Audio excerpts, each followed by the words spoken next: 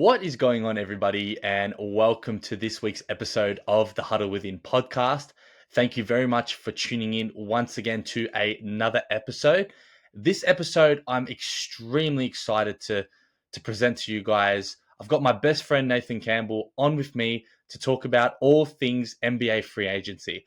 This will be a two-part podcast episode. The first part is us covering the Eastern Conference, followed by the Western Conference in the second part. And at the time of this recording, few updates that are made that we'll talk about. De'Aaron Fox have just signed an extension, and Jonathan Kuminga has confirmed that he will be staying with the Warriors, while the Warriors organization confirmed for him because I don't think he's too happy with the move. But don't really want to dive too much onto that specifically right now.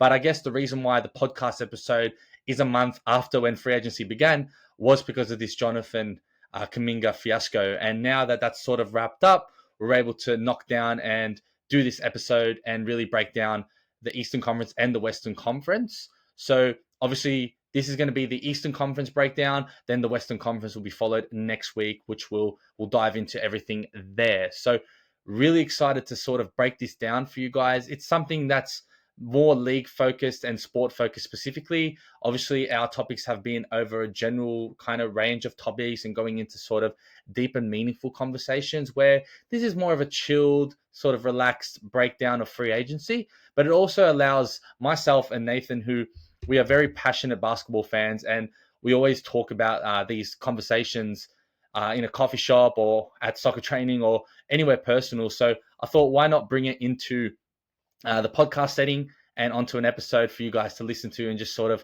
see how we sort of talk about the sport as well, which I find are very valuable as well. And shout out to Nathan. He's the one that came up with this idea. We've been planning to do a podcast together since I sort of launched this thing, and we finally kind of landed on doing free agency talk as well. So guys, enjoy the episode. I'm not going to go too much into anything else, but the only thing I'll probably mention in the sporting realm is that Simon Goodwin from the Melbourne Demons has been sacked as the head coach. And yeah, it's not really a surprise. They've been struggling all season. So that's something that's kind of been, in the background in the sporting news. And also for you WWE fans, the ones that are listening, SummerSlam has just finished. And honestly, it was a decent SummerSlam. We had a few returns. Brock Lesnar returned. If you guys know anything about Brock Lesnar, he's been a legend of WWE for so long. And he makes his return, attacks John Cena, who was a heel for a bit, but then now decided to become a face, lost his belt to Cody Rhodes. So Cody Rhodes is, I guess, the new face of the company. It was a passing of the torch moment for John Cena there. A few other matches that I won't dive into, but there was also a Money in the Bank cash-in with Seth Rollins. But if you want to listen to that, I mentioned that last week. I've got my podcast episode show on the WWE podcast, which I'll link down below, covering Main Event, which is kind of like the small branded show, but also it has a bit of Raw segments. But in this specific case, because it was a PLE, I reviewed SummerSlam. So it was a really cool way to sort of review that, and an awesome breakdown of, I guess, what happened on SummerSlam if you guys are more interested into that. You guys know how much I love wrestling and love talking about it, and that's where I can find that. But this will be solely a basketball talk, a very long episode, but I promise you that it'll make it worthwhile. If I did have it in both parts, this episode would go for 3 hours long and you guys would fall asleep. So I'm giving you guys a week to dissect Eastern Conference and then go into Western Conference as well. It's also broken down in chapters by each team. So if you don't want to listen to some certain teams, I'm more than happy with that. Find the team that you want to look at, give the ratings, have a look, see what you think. And it'd be great if you could leave a comment and sort of engage with it as well, just to see your opinions. And it really excites me to see what people think as well. But without further ado, let's get straight into it and enjoy the off-season Eastern Conference sort of ratings and reviews and breakdowns. Welcome to the Huddle Within podcast, where we go beyond the surface to uncover the real impact of sports on our lives, whether it's lessons of resilience, the passion that fuels us, or the stories that connect us all. This is where the game gets personal. I am Daniel, a regular sports fan just like you, and together we'll explore what sports truly means beyond the surface. So step right into the huddle and let's get into it.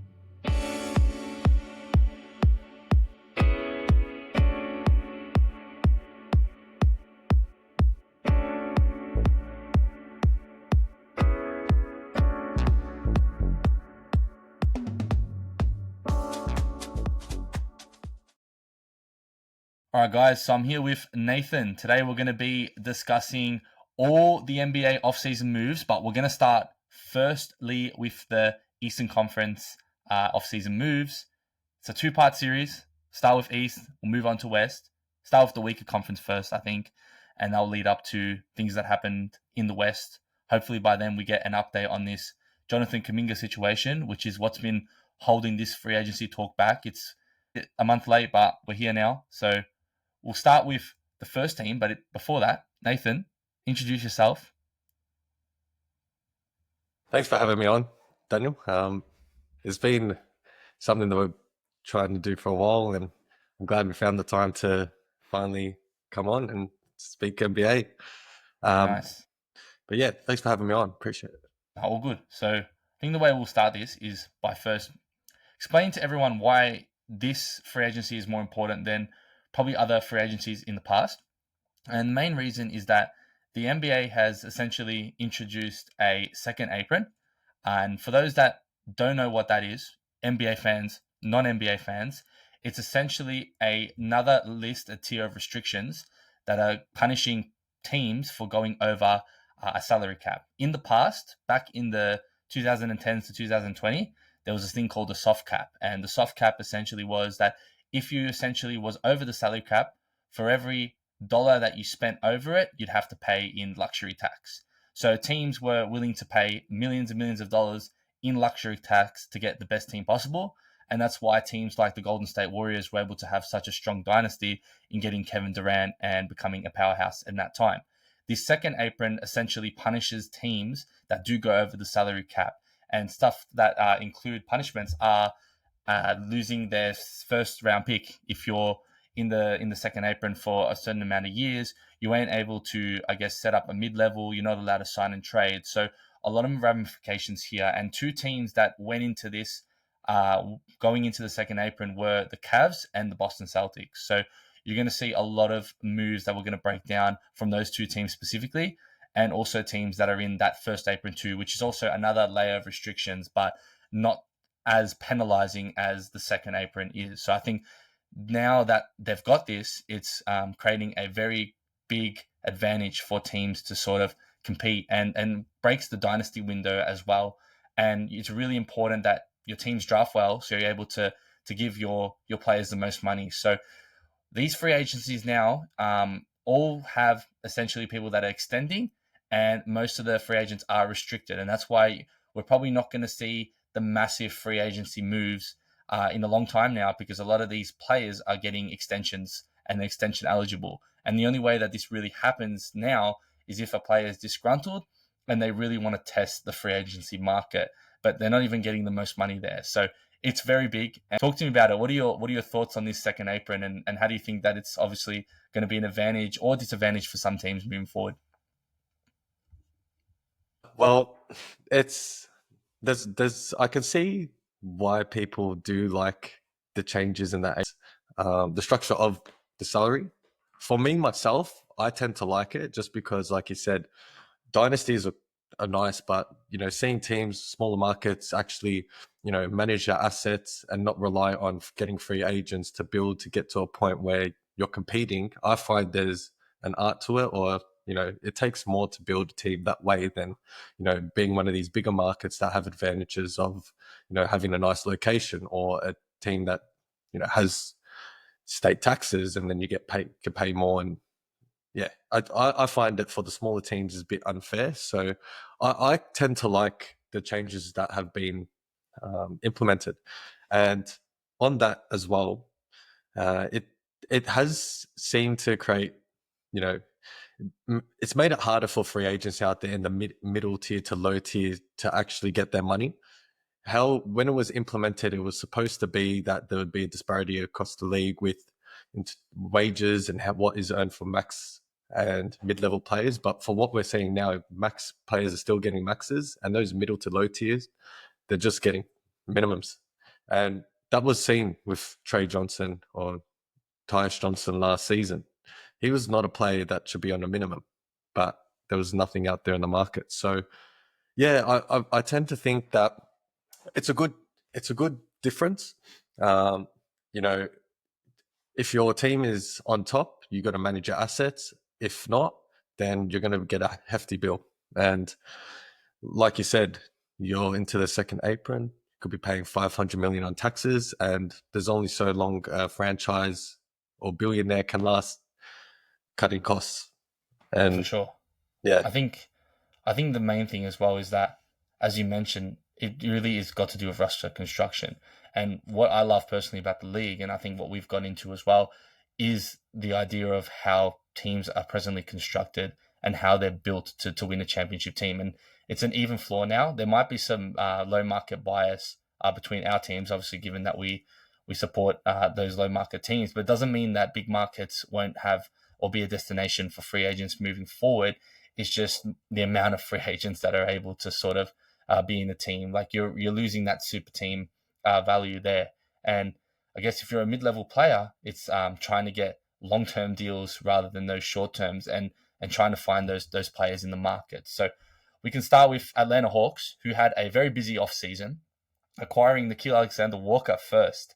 In a sign and trade, they sent a second round pick over. It was Cleveland's pick, so not the best or strongest trade that they got back to Timberwolves, but Atlanta signed him for 4 years, 60 million.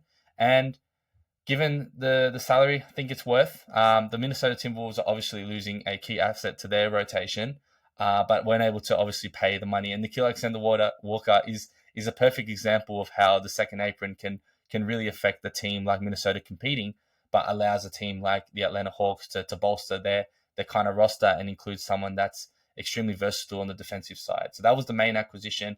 We also saw Luke Kennard sign for a 1 year deal, and Porzingis getting acquired in a 3-team trade, which we'll talk about when we go into Boston. But yeah, give me your thoughts on Nickeil, who probably highlights the free agent acquisition, and then obviously Porzingis, who got acquired in the trade.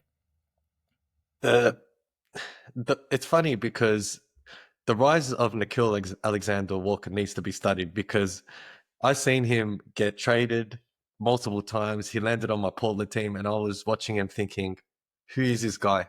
Like, he's not going to stick in the league. But credit to him, he found a home at Timberwolves, and he he's got something about him. He's got that dog in him. He can get buckets when needed. He's just the ultimate role player. And they're the players, as you know, you need role players to win. And it's a big loss for the Timberwolves, but it's a great steal for the Hawks, really.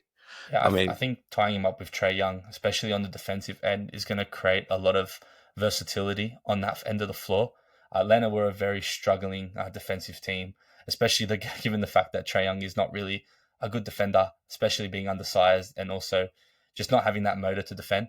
Obviously, his offensive game speaks for himself, but getting someone like Alexander Walker there that can take the load defensively, guard multiple positions, and just take that relief off Trae is going to be something massive. And pairing him up with Dyson Daniels, I'm really keen to see them two on the floor, just pestering guards and pestering people that are two-way players as well. And then you add that with Onyeka Okongwu, who's looking up to take a big leap, and Kristaps Porzingis. You can tell that their defense has bolstered big time, and that's something that I think Atlanta have been striving to do since they got to the Eastern Conference Final a few years back.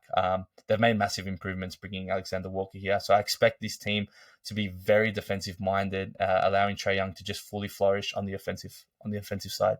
yeah, and to add to that, I mean, they have a star in the making in Jalen Johnson. When I watch this guy, I think he's got that upside.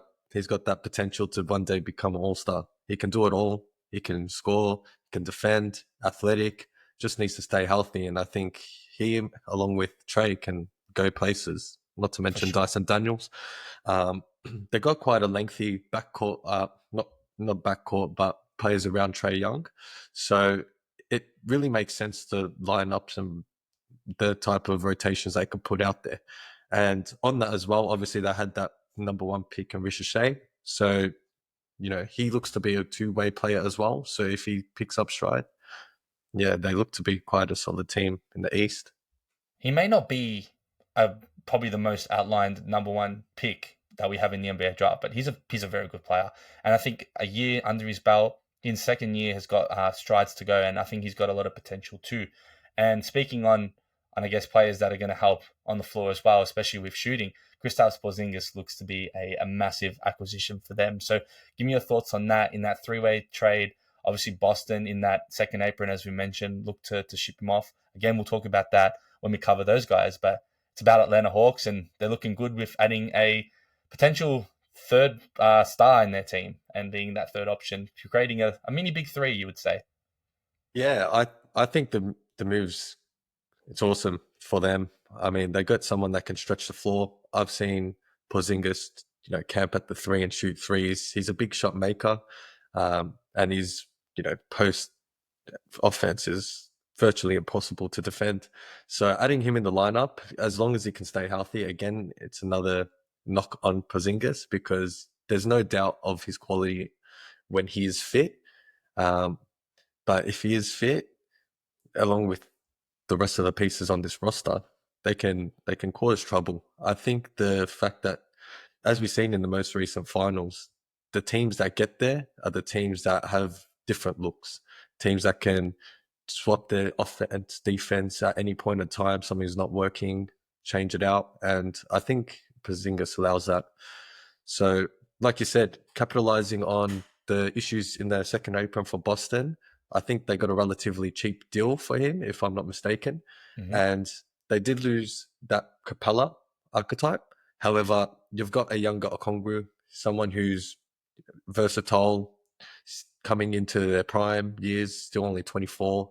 So I find it's not too much of a loss. And, Porzingis just adds a different dimension to the team. So, yeah, I'm excited to see what he can do. Yeah, I think the East is very open now, so we're going to see definitely Atlanta up there. I'm going to give this one, to be honest, an A. I think an A rating for this offseason. Atlanta's done a really good job and getting the right pieces in. And on that as well, I think Kennard is just a sneaky addition there. He can light it up.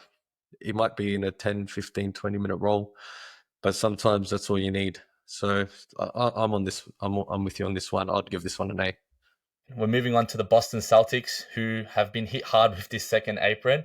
And from a team that was looking poised to win the Eastern Conference and go for a potential back-to-back championship, have now found themselves in a sort of half rebound, especially with Jason Tatum's unfortunate season-ending Achilles injury, which will put him out for pretty much all of next season. You have a slight hope that he'll be able to come in if they do make the playoffs. But on top of that, they lose a few players. Obviously, Kristaps Porzingis, of who we talked about, and also Drew Holiday. They didn't really bring much in, so there's not really too much to talk about them on a free agent basis. They did bring in Luke Garza and Josh Minott, both from the Timberwolves, and I think it was part of essentially just a free agency deal that was available, and those two guys had no contribution, but they were able to bring in Niang and Anthony Simons via trade. Which was a very significant trade in getting rid of Drew Holiday and also getting rid of Kristaps Porzingis. So I think George Niang has been around the league for a long time. He's a lights out shooter, someone that can play a solid 15 to 20 minute role in the league, and someone that could be really important for them to sort of improve their shooting. And there might be a big opportunity for Niang here to sort of have an opportunity to get a bigger contract with more money if he's able to take more shots and whatnot. And Anthony Simons might hone in on a potential six-man role.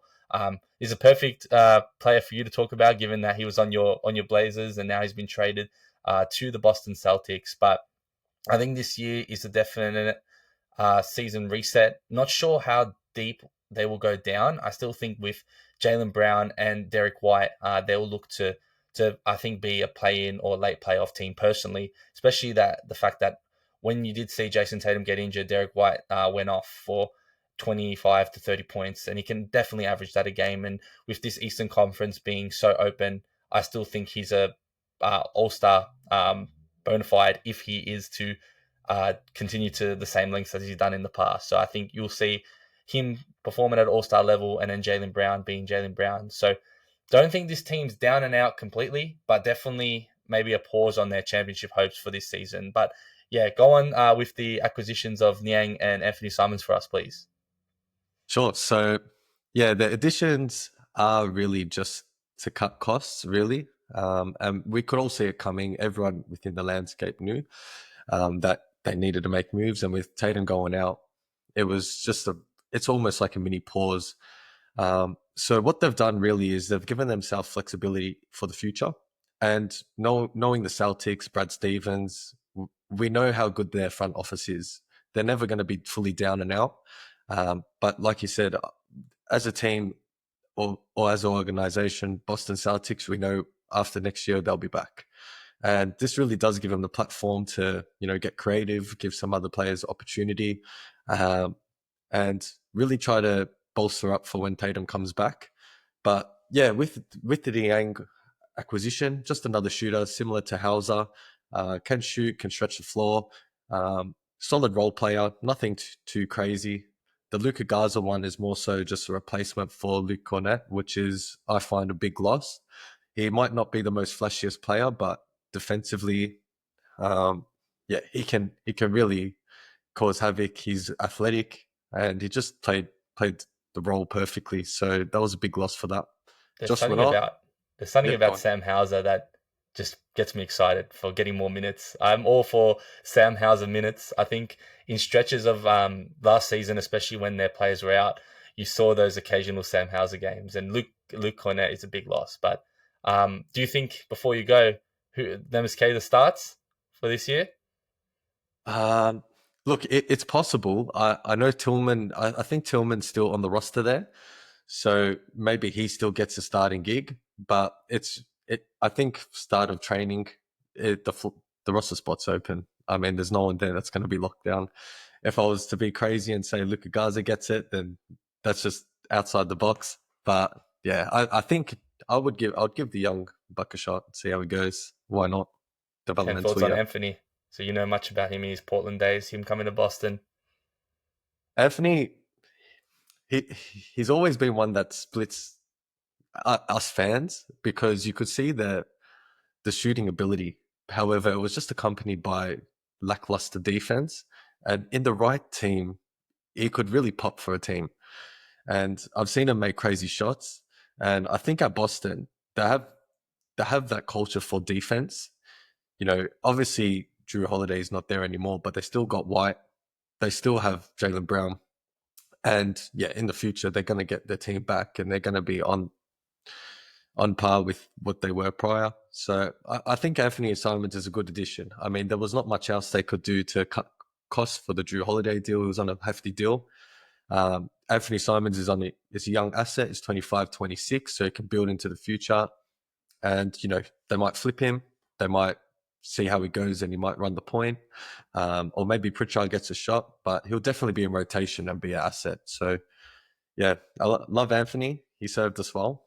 But yeah, I think he's got a good opportunity this year to show the league what he's about. Well, I think Boston have a really good track record in obtaining starting guards and then putting them as six mans and potentially winning it. You saw that with Malcolm Brogdon. Obviously, not the same with Pritchard, but you did see Pritchard become the sixth man of the year last season. So definitely an opportunity for the likes of Anthony Simons to maybe hone in on that role. Maybe they'll start him and just keep Pritchard there, but there's some potential in that lineup, in that roster, with either or players sort of helping there. And I still think they can be a playing team, as I mentioned. I still think they will be honing around that spot. Even if they don't, I believe will be a hard reset and just setting up for next season. I'll give a B plus rating in a sense of the fact that they had to get off the salary, Jason Tatum being injured, and meant they're just having a pause this season, and they made the right moves. I thought they could have probably got something better back for Kristaps Porzingis, but definitely still the right move to make, and hopefully that sets them up for competing the year after. So I'll give it a B plus. Yeah, it's a funny one for me because you look at what they've had to do to gut their roster, and albeit Drew Holiday and Porzingis, as great as they are, when they were needed, they were just not around this year. So injury-prone players having to cut salary, I'd give it a B. All right, so the Brooklyn Nets are next up in our list of Eastern Conference teams. A very interesting team. So we've had the Kevin Durant era where they were one pinky toe away from winning an NBA championship, you could argue, to now being sort of the rebuilding team they were when they had D'Lo back all those years ago. So they're in a weird situation now. They obviously drafted 5 first-round picks, one being Igor Demon.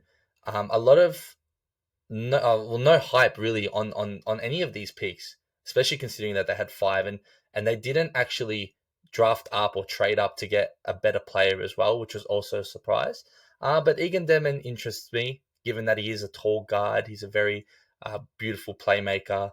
The shot's not there. Maybe the offensive aggression is not there, but he's a really smart player, so he may be able to stretch the floor. I don't know too much about the 4 other guys that have been picked, but they'll be very interesting to sort of see as they move forward. They do keep some very interesting players. So Zaya Williamson and Dayron Sharp both signed on a mid-level, a 2-year, $12 million deal for both of them. I really do like Zaya Williams. I think that when he was there this season, he took a pretty decent leap. He sort of dropped off towards the end, but I think that was mainly due to sort of them sort of shutting down their players. And Dayron Sharp shows some flashes for me that he can be a pretty decent aggressive rebounder and a paint protector there, but not too much shown to where I think that he could really impact a winning team. But again, someone that probably fits the level that Brooklyn want to be too. What gets interesting is them picking up Terrence Mann in that three-way trade with the Atlanta Hawks, and also that blockbuster trade. I wouldn't call it blockbuster, but given the landscape of the trades that happened this season, Cam Johnson, this season coming up, Cam Johnson for Michael Porter Jr. So they're getting someone here that is a volume shooter. He was, and people forget about this, before his back injury was projected to be the number 1 pick in his draft class. And he showed some very good passages for the Denver Nuggets. Obviously, his motor on defense is probably not the best. And in the current climate of the Nuggets, which we'll obviously talk about when we cover the Western Conference, didn't show probably those flashes that was needed for them to kind of break the wall of OKC. But now in this new situation where he's looking to be probably one of the primary options, could really take a potential star role here. So I really like this trade for Brooklyn. They take a hit on someone that can potentially be a star. While Cam Johnson was really good for them, he is best in a team that is obviously competing, given he is a very qualified role player there. So I would love to see Michael Porter Jr. improve on his drives, but here at the Brooklyn Nets, this will be a very interesting acquisition too. They lose D'Lo and they lose Trendon Watford, so there's some space for him to obviously take the minutes. And I think a lot of people, though, are going to be really frustrating seeing him and sort of Cam Thomas probably take up 95% of their shots. But again, Brooklyn are in this phase where they're sort of rebuilding, but they're playing with what they can get, and who can be the star in this team is what we're really gonna find out this season. So yeah, take me on to your thoughts on the Brooklyn Nets. Yeah, I tend to think that Brooklyn are definitely at the start of this rebuild. I wouldn't say they have a cornerstone piece or something you can look into the future and say they're going to be the pillar of this organization. So, like you said, taking a hit on Michael Porter, he's been injured, yes, but we know that he's a lights out shooter. You know, if he can just, get to 20, 25 points a game, you wouldn't be surprised. He can shoot, hand in his face. I know people say, see ball, shoot ball, or no, doesn't swing the rock. But I think it'll allow him to develop his game. He's going to have the ball in his hands a lot more, him. And Cam Thomas, if he stays, they're going to be just playing 2-man the whole game. And yeah, really, if he can get those passing chops up, he could really develop into something nice. But yeah, obviously, if you're looking holistically, they've not really improved the roster as such. The main thing is they've, asset accumulated. They're taking flyers on Michael Porter and, just got the returning players in De'Ron, which looks serviceable center. Wouldn't say you could see him developing into anything crazy. And I do like the flashes of Zaire. I can see he can handle the ball, see him get to the ring. Looks interesting. But yeah, I wouldn't say there's any groundbreaking additions or re-signings here. And Terrence Mann, I've lost for words with this guy. I've seen him play. I've thought that maybe he'll develop into something, and he's let me down a few times in fantasy. So yeah, You really thought in that game 6 against Utah when they were in the playoffs, when he did that dunk on Gobert, you thought that this was the chance for him to sort of take a leap and ascend into a star, but that never really happened. So it might be a fresh start for him. He is now a veteran player, has experience with Kawhi and stuff back in the Clippers and also a little bit of Atlanta. But yeah, it's probably a last chance for him to sort of be someone as a player. But do you think that Igor Demon could probably lead the lead in assists this season as a rookie, comparing the rookies, given that you got Michael Never Swing the Rock Porter Jr., Cam Thomas, who probably won't get assists from him because he takes about 10 dribbles before he shoots. But I think this is a decent situation for that rookie to be able to develop and give the ball to these scorers. So they might be a sneaky fun team, in my opinion. I really like the Deman pick. I mean, he's 6'9", 6'10" point guard, um, pass first, and I think he's gonna, like you said, he might not shoot the ball a lot, but he'll definitely have the ball in his hands, dishing it out to those guys on the wings. So I think it's a perfect place to flourish, albeit they might need a few more veteran presence. But yeah, to take a flyer on someone 6'9", 6'10" in that kind of Cade Cunningham archetype, if that pops, then maybe that could be the cornerstone for the franchise. But yeah, I really like it. The other guys in the draft, they've taken a lot of, players that just seem to be high upside role players. So hopefully one of them develop into something for them. And then we're all looking back saying, what a good draft. But yeah, I really like the Demon pick. And yeah, I think it's a good Yeah, organization to get the ball rolling. Yeah. I would give him probably a C overall, just because it doesn't really swing anything for them. But it's going to be very experimental in the Brooklyn Nets organization to see what sticks on the wall with all these acquisitions and these draft picks. So we'll look out for the Brooklyn Nets this season for sure. Yeah. And on that, obviously they've got their assets, accumulated assets, do second round picks, that sort of thing. And they've created large amounts of cap space for the future. Now, who knows how they'll spend it? Might spend it on someone to overpay, and that might change the rating. However, I'd give them just a blank C. I reckon. Yeah, it is a big market team. We forget it is New York, so you never know which free agent wants to come and potentially change the landscape of Brooklyn Nets. And we also forget to mention that they still got all those picks from the Harden trade that they sent to Philadelphia. And if they continue to be a struggling team, we may see those picks come back. And they sort of recovered from the Kevin Durant, Kyrie, and Harden sort of era with that. So we'll have to wait and see. And they also got Phoenix's picks too, so that'll also be very interesting. I think 4 first rounders. Correct me if I'm wrong. Might be very juicy, yeah. So lots of potential here for Brooklyn, but again, very experimental this season. Yeah, I wouldn't be surprised if they finish towards the bottom, maybe second last in the East this year. So all right, so these blokes, best ever player, arguably one of the worst owners in the league. He's given up a chunk of his ownership.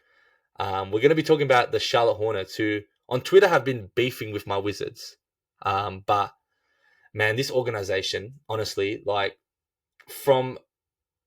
since the Kemba Walker era, where we thought there would be a very serious team and have the potential to make some noise, have done nothing. And look, they've acquired the right picks at the time of their draft. It just doesn't seem to work out for this organization. I don't know if there's a hoax on them, if they just have a really bad losing culture. But they get LaMelo Ball, who is a star. He's got all the potential, has injury problems, which has probably held him back. Then you got someone in the likes of Brandon Miller, who is also ascending to be a potential star, and this year is going to be a massive year for him. But it just hasn't seemed to work out for them. And I think this season, getting a player like Concanipple, who may not be the star that all these other, I think, draftees in his class or in his range are, but he definitely has that motor and that winning mentality. You saw it in Summer League when they won. As a knockdown shooter, has played alongside stars such as Cooper Flag. So that's probably the big positive we have to say, because their free agency, other than that, hasn't done anything. They signed Spencer Dinwiddie, who will bring a better veteran presence on a vet minimum. And they re-signed Trey Mann, who in flashes looked really good. but I think he's severely undersized. He reminds me of an old school type retro player who probably isn't able to adapt into this league. But again, a 3-year, 24 million is not the worst deal for a player like him, who could potentially be a suitable or strong six man for them, just a microwave scorer off the bench. But a lot of their sort of acquisitions are not really significant. They get Miles Mason Plumlee back, which is nice, and they give away sort of Mark Williams, which is going to go down as one of the most what if interesting trades of all time. Like, they resend the trade to the Lakers, and then they end up getting rid of him anyway for something that they could have probably got more for if he didn't have these injury problems. But again, the Hornets just confuse the shit out of me, and I don't really understand when are they going to turn it around and win. Is it when LaMelo Ball and Brandon Miller become healthy, if Brandon Miller takes a leap, or if Concanipple can break away and become a star and prove me wrong and make my prediction look stupid? But yeah, talk to me about these blokes, because seriously, like, for the time I've been following the NBA, they've just been nuffy. I just want to start with Charlotte Hornet. They have the best commentators. Without the commentators, they would not be an organization. Let me just put it straight. They've been struggling, like you said, since the day I can remember. I remember back in the days, Bobcats getting record losses, and this organization really never really materialized. They got some fun pieces. LaMelo is fun, but to lead a team, it's a bit unserious. So yeah, like you said, Concanipple, he looks like a great role player. He looks like a great professional. Correct me if I'm wrong, but I think he has a whole family of athletes. His parents, his mom, his siblings, all athletes. So he obviously comes from a good Yeah, wicket there. five brothers. All, Yeah, like, I don't know their full names, but they have, I think, one syllable and K. So yeah, yeah. they all have like similar names, but I can't get them up right now. But yeah, definitely a very sport and faithful family as well. Yeah, yeah, I seen something on that, which is quite funny. Um, but yeah, he looks like he's going to slot in and maybe be a steadying presence in the team because, like I said, they look very unserious. They had allegations. We don't have to speak on that. But if the idea of these players come to fruition, they could be a good roster, right? It's just they've failed us so many times. It's hard to put our faith in that and trust in that. So with the additions, Pat Connaughton, he's won a chip, so he comes in with a championship pedigree. Not to say that he's been elite player. However, he played massive part, 3-and-D type player, can shoot, can add to the rotation, and then Spencer Dinwiddie and Plumlee, as well as Sexton, now has been around the league a bit, so they'll add that steadying presence. And then you get rid of some bad eggs, whether that's Mark Williams, Yusuf Nurkic didn't quite work out there. But yeah, look, it's nothing major. They got lucky with the Concanipple pick, but yeah, it's nothing groundbreaking, I think. And yeah, Trey Man looks fun, but he's just like a LaMelo Ball light, in my opinion. So I think the big one for me is how good Concanipple can be in his rookie season. If he makes an all-rookie team, they mean serious business. And if Brandon Miller can take a massive leap, and I think he has the great potential to do that. All signs from what I've seen show that he is a very competitive player. I remember one clip surfaced out that he was just yelling at his team to run back on defense. And it just seems like he's a strong competitor, wants to go out there, does things the right way, plays with a bit of fire and attitude, which is what we love, and has the potential to really step up in that roster. It's just, I think, another question of whether he can be healthy or not. And this is where I say the Hornets have that sort of curse on them, because none of their stars can or will stay healthy for an extended period of time. And if they're not, they're doing stuff that we don't want to talk about here. But again, I think I'll give this overall, to be honest, a D minus, just because they didn't really bring anyone in that's going to change their roster. If we talk about the draft, they brought in a player that is a good fit and does the right things, but that wasn't because of their sort of front office and making moves. So I'll give it a D minus. I definitely see them being down there for another year, and they might have to strap up and try to get AJ DeBanster or something in the next year's draft, who could probably be the star that they're wishing for. or they can go out there and potentially make a 10 seed. I think that's their best potential, given that the East is so weak. And that will only happen if their stars stay healthy and they can play at least the 62 game mark. And maybe if that happens, LaMelo Ball could make an All-NBA team, but it's really hard to have faith in this Hornets team. Yeah, and the front office, they drafted TJ Salon last season, and he doesn't look to be hitting the strides that they would hope. So if it came up to making the right pick or not, then I'm sure Charlotte would have fluffed it somehow. But they got lucky with where they got. Where was it, fourth or fifth, somewhere around Fourth that range, fourth pick. So it was a relatively easy pick for them. But overall, looking at Mason Plumlee as the starting center, I don't think they're going to improve too much. So I'm giving them a D+. I don't think he will start, though. I think Diabate will probably be the starter for them. Not that it's a big upgrade, but he does show some defensive potential. And he is a young center, so he does fit their timeline.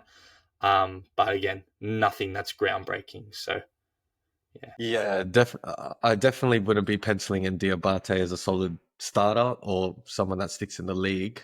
But yeah, hopefully it works out for them, and they find a man in Diabate. But I think Plumlee might start first game of the season. All right, so moving on to the next team, who, mate, this team is probably the definition of mid/play-in, and they can't seem to get out of this hole that they're in. And it looks like they're finally starting to go into that lower tier direction, having been a 10th seed team for as long as I could remember. Some of the roster moves that which we're talking about now, I'm going to announce, the Chicago Bulls have made have just been super questionable. Like, you had Vucevic there, who's most likely going to pretty much leave for nothing, as he's just announced that if he doesn't get traded, he's going to be bought out. So that's already a waste. They get nothing back for DeRozan, who leaves to the Kings. And the Kings are a whole nother mess, which I can't wait to talk about as well. But they lose him, they lose Zach LaVine, and you think that those are the right decisions, which they were, but they don't really get anything back. What I do like about them is Buzelis. I think Buzelis has the opportunity to take a big leap this year. I like the pick in him last season.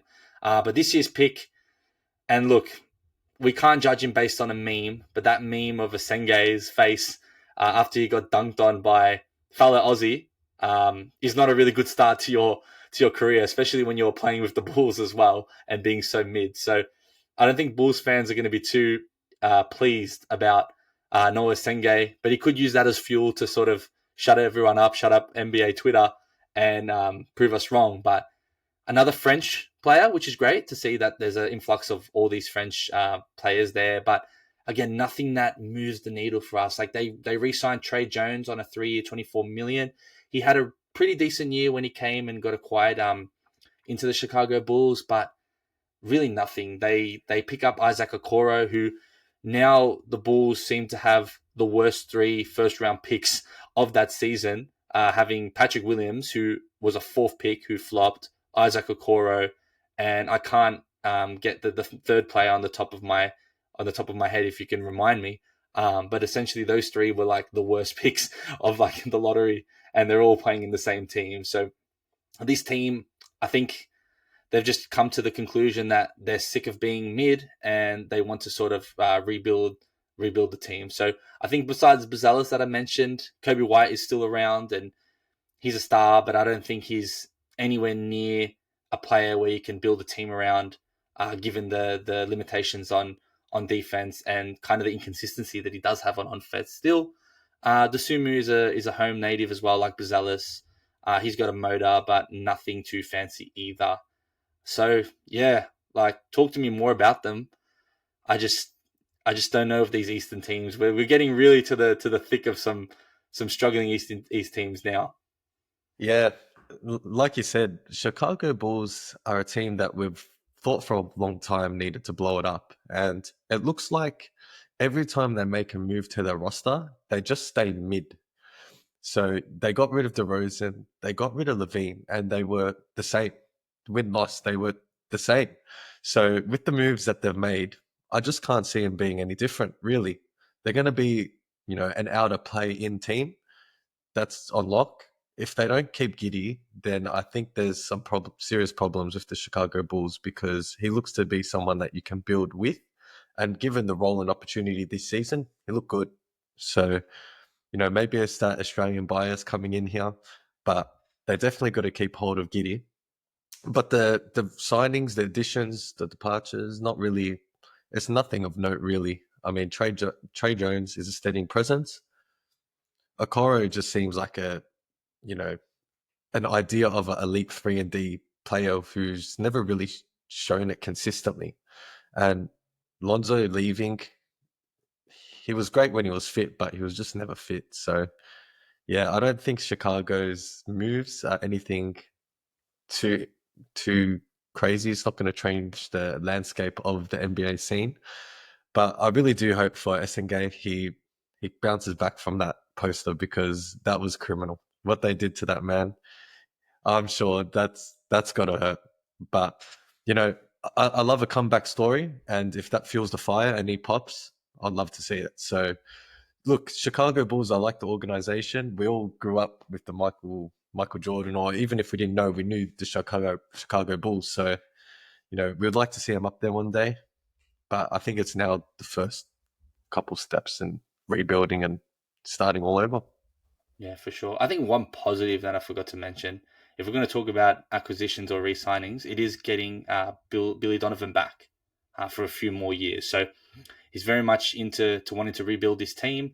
And I think there's no need for them to change a coach, in my opinion. I think Billy Donovan is a very, very good coach. And I think he'll be perfect for their rebuild and sort of getting these players to play basketball the right way. So I think overall, I also give these guys probably a D-, worse than the Charlotte Hornets, only because they end up having Concanipple, and I think they have stars that, if they're fit, can potentially go up a bit. But here, I don't really see any potential for them. I obviously, taking my bias hat off, I think Giddy is good enough, but at the same time, not enough for me to really think that he can be a All-NBA or first option on a playoff contending team. So that's unfortunate. I'd love for Giddy to prove me wrong and put Australia on the map higher, but I think I give this one a D- overall.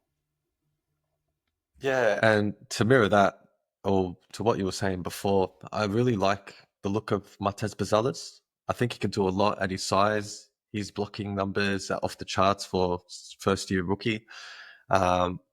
So, yeah, I think he can be a cornerstone for that organization, has the highest upside. But really, with the moves that they've made, unfortunately, they weren't anywhere near the top 10 or top 5 even to get that, cornerstone player that you compare with Bazales for the future.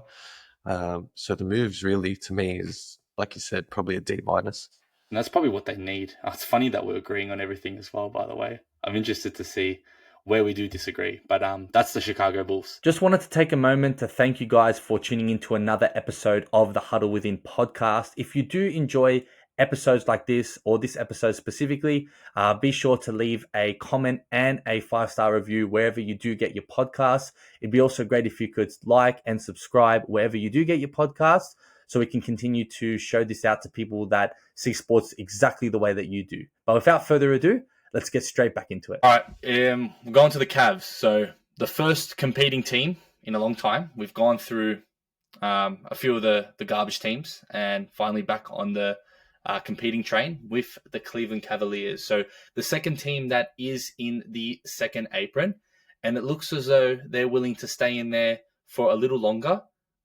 given that the championship window or the Eastern Conference window is so open. I know that they crashed out in the second round to an Indiana Pacers team that now looks like they were a serious playoff team. But now they're out of the picture. Boston are out of the picture. It really leaves them, New York, Orlando, as probably penciled in as the teams that could potentially take out the Eastern Conference. So they don't really do much in the free agency market, maybe because they didn't have the salary to do so. They're very much stuck with the team they have, but they do manage to pay Sam Merrill a decent amount of money, 4 years, $38 million, which is a extremely, extremely solid deal for someone that is a very lights out shooter. And they also pick up Lonzo Ball, who they trade Isaac Okoro away, who, if fit, can definitely be a stabilizing backup point guard for a team that felt as though they sort of needed that. And definitely someone that can help elevate the guard level, which is, I think, besides the two players of Garland and Mitchell, have really struggled to find a third guard that can play make to the level that they have. And I think if Garland proceeds to continue to have injury problems, which I think is the catalyst to why I think the Cavs haven't been able to perform at the level they should have been, or they should be, Lonzo Ball can, if he stays healthy, or if he's at least healthy when Darius Garland isn't, can do sort of that heavy lifting in terms of playmaking and allow players like Donovan Mitchell to elevate in scoring, and also a player who I expect to take a massive leap in Evan Mobley, who I think if he takes another leap this season, is definitely going to be an all-star and someone that is probably going to be their most important player on the roster, given that he's such a unbelievable defensive player who people would say could have been robbed of Defensive Player of the Year. But again, still being a utilizer in that aspect. And once they sort of work that out, I think they're going to be a decent team. But in terms of just acquisitions, it really is just Lonzo Ball, and their team remains the same, which is not a bad thing because I think the East is wide open and they're definitely a contender in that. Yeah, so I think to right on the same train of thought on this one, the thing that I like about the Cavs is they always seem to maintain that roster familiarity. They have the same. You're not getting too much change within the roster, and you know what you're going to get. They're going to be a top 2, top 3 seed in the East, and a semi-final is where they should be aiming bare minimum with their roster. They've got some stars, and like you said, the thing with this team is really dependent on how far Garland gets him. If he's not around, if he's not that all-star caliber, then they might just crash out again first round, second round. So yeah, the team hasn't done too much, like you said. Zamarol back, lights out shooter, like you said. And the additions for me, although quite small, are actually upgrades on what they had before. Ty Jerome and Lonzo Ball like for like, potentially. Ty Jerome, obviously, more recently was more solid. However, Lonzo does have a higher ceiling, in my opinion. And the Larry Nance one, he's just a switchable defender. Again, played power forward, play center, can stretch the floor, a versatile, connected type player. So they haven't lost too much, really. So just being consistent, not being crunched by the salary, is enough to give me, I would say, a decent C plus. Yeah, I would say though that I think a bare minimum for them is actually an Eastern Conference final this season. If they do not make the Eastern Conference finals, there needs to be some serious evaluation on this team, and that's looking to.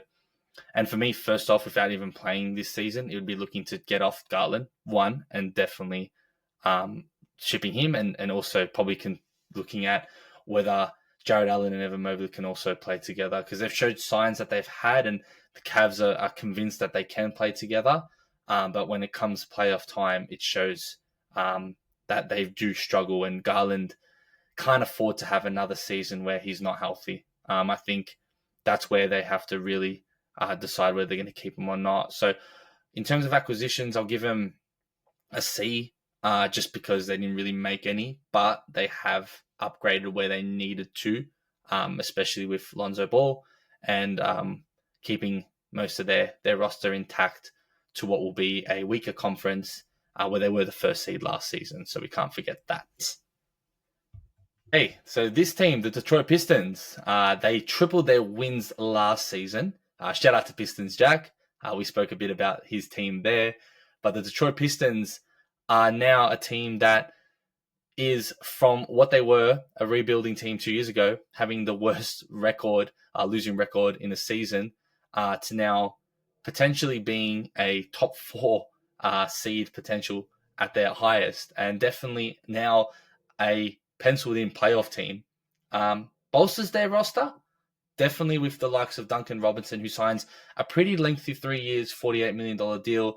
They also get Karis LeVert for 2 years, $29 million, which are great pieces for the bench. And another acquisition that is technically not an acquisition, but Jaden Ivey will be coming back next season. And that's someone that they were missing during the playoff time. And I think he's going to give them a lot of scoring and a potential backup to that offensive load, not on the bench, but more as a second option for Cade Cunningham. Now they do lose Tim Hardaway Jr.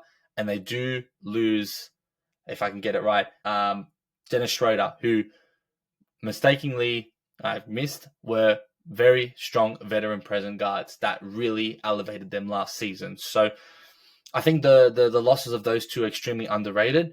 And also the fact that Malik Beasley has betting allegations at the moment looks to not be penciled into play as of yet, and that's still unknown. And he also took a massive jump last season. So I think people forget to rate those players valuably, and I think losing them downgrades them a little bit. But then when you add in the likes of LeVert and Duncan Robinson, who can sort of, I guess, improve their shot qualities and their three-point percentage, and also Jaden Ivey back, people can argue that it's not the worst thing for losing them. But I'm very much big on their veteran presence and how important they were. So for me, I think they remain a playoff team, but they're still, I think, one player away or one sort of leap from their existing players. I think particularly Asar Thompson, if he picks up on the offensive side, to really make some crazy noise in the Eastern Conference. But with Cade Cunningham taking a massive leap in his third or fourth season, I think they are penciled in to be a playoff team for a long time. It's just whether they can actually get to a Eastern Conference final or potentially compete for the championship one day. Yeah, Detroit Pistons, their team hasn't changed too much fundamentally. But like you said, Dennis Schroeder, solid role player, done it in the league, done it with Germany. It's going to be a big loss to that roster. Correct me if I'm wrong, but they don't have too many backup point guards per se. I know they got Marcus Sassa. I don't think he's anything too special. And they have Ivy that can chop out, but he plays more of the two guard, right? So, yeah, I think it is a big loss in losing the likes of Schroeder. The Fontecchio and Tim Hardaway, they're quite streaky. I didn't think Fontecchio got too much run anyways. So, swapping in for Duncan Robinson, not really going to make too much of a difference there. And LeVert, he's quite a hot and cold player. Again, I'm not too sold on the idea of LeVert personally. I've seen him get buckets back when Indy were on a rise, and that's when I kind of liked him. But since then, has been a bit lackluster for what he could have been. So, yeah, for me, I'd probably give it C-. Yeah, I think I'll lean more towards C+, only because Jaden Ivey is coming back, and I think Duncan Robinson on that deal with a new, fresh team can really help them shooting-wise. And I think losing those players is probably what's going to cost them if they do downgrade, and that's probably the veteran presence. But Detroit, it's good to see them be a playoff team. They remind me back of the Bad Boys and also in 2004. And I do like their kind of story from their last season, tripling their wins. So I think Detroit are on the rise here. So I'm excited to see how they go. Alrighty, so we're moving on to the finalists, Indiana Pacers, who were one game off winning an NBA championship. And this team, man, like the stuff they did last season, simply incredible. Those comeback fourth quarters in the last 3-minute victories, beating the Cavaliers, beating the New York Knicks, Tyrese Halliburton proving that he is up there with one of the best. And unfortunately, they've lost him. And I think if he doesn't go down in the Achilles, you can really make an argument that they could have won Game 7, but we'll never know due to that injury. But they lose him, which pretty much rules him out for next season. And that also allowed them to lose, unfortunately, Miles Turner, who was a massive 3-point pick and pop big man that also offered serviceable defensive coverage. And yeah, they only really pick up Isaiah Jackson, and they also re-sign James Wiseman as well. And I think both players are coming off Achilles tears too, so some terrible luck for the Pacers organization. I think they don't really do much here. They lose Halliburton, so it's really hard to think they will be a contending team. But I think with the culture set in place, I won't be surprised if they still make the playoffs, given that they have some very big bunch of dogs out there, especially with Andrew Nembhard, Aaron Naismith, who can potentially take massive strides moving forward. And you also got Siakam, who, in my opinion, is probably the most underrated player in the NBA when compared to kind of the players around his level. So don't be surprised if we see Indiana Pacers still compete, but definitely getting a big step back this season with no Halliburton and losing Miles Turner. Yeah, it was such a feel-good story of the playoffs, seeing them in there and just those clutch buckets. You just thought it was written in the stars and they could have done it. So yeah, I second that. Seeing Tyrese go down like that is painful for all us fans. I'm sure everyone felt it. Everyone thought maybe it could have been if he was still there, but I guess, like you said, we'll never know. I think a lot rides on, the steps that Benedict Mathurin takes, along with some of the other older draft picks such as Jarvis Walker. Hopefully get some more game time, and seeing the introduction of like a Tony Bradley, another center. It was this team's seriously deep. I wouldn't write them off getting to the playoffs. I wouldn't be surprised if they got to an 8th, 7th, 6th seed. But having Tyrese out it's a big blow. I mean, he was the staple, the energy of that team. He was clutch. He was the conductor. He was everything. So losing him was always going to be a massive blow. But yeah, it's a hard one. There's not too much they could have really done. I mean, the owners didn't want to pay. They didn't want to go into that second apron, like we said earlier. It's a big thing, and you've just lost one of those 3-and-D players. One of those players coveted across the league for nothing. So on that, it's quite disappointing for Pacers fans out there. And all the re-signings, I see Isaiah Jackson, James Wiseman, Jay Huff, all centers. So, I mean, they'll be rolling out 5 centers in the starting lineup with what they've got there on their rosters. So, yeah, I think the Jay Huff move is underrated, actually. I think he's got the potential to be a sneaky good pick. He can shoot. He can space the floor. I'm sure everyone has seen the highlight package. No one knew Jay Huff was like that. So, yeah, I think what they've done is damage the limitation, really. But if I had to give you a rating, just the loss of Miles for nothing, I've got to give it a D minus. It's just, I just can't. Yeah, there's nothing to say. I'll give it a D only because we get to see Jay Huff hopefully get on the floor. Even 5 minutes of Jay Huff is very good to see. Former Wizards legend as well. But in all seriousness, I think Jay Huff offers something that a lot of the centers that they have in this team don't. So very excited for that acquisition. But again, I think nothing that, as you said, threads the needle for the Indiana Pacers. But we're just hoping Tyrese gets back and they can sort of get back to potentially the NBA Finals, or at least competing for a championship as they once did, because they really did take it to OKC. And also fun too. So it was a matchup OKC Pacers. It was a good finals. It was something we needed. It just didn't end in the way that we wanted it to. But yeah, they'll be back for sure. I won't doubt it. Alrighty. So we're moving on to the Miami Heat. And this team, to me, is probably the one team where you can't actually make a prediction, because every time it is a prediction made, or there is one, it's always been proven wrong. They just find a way to compete and always be up there. Like their additions, Simone Fontecchio could come out and potentially be a microwave 3-point shooter, because we've seen flashes of that. Davion Mitchell, who returns on a 2-year deal, I think has found the perfect home for him. I'm very high on Davion Mitchell. I think he's an elite defender. He has an elite motor. He's extremely competitive. And every time I did see Davion Mitchell play, I always thought in my eyes that he would belong on a Miami Heat team. And now that he's landed there, from the flashes that I saw in the play-in and also in the playoffs a little bit, I think he can be a serious player. Not someone that's obviously going to be an all-star level, but someone that can be a serviceable piece for the Miami Heat.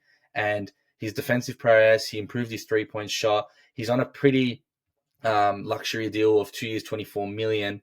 And I think that is a very underrated pickup. Another underrated pickup was getting in Norman Powell. I think he also fits the bill of Heat culture and really showed signs of being a third option on a very competitive team with the Clippers as well.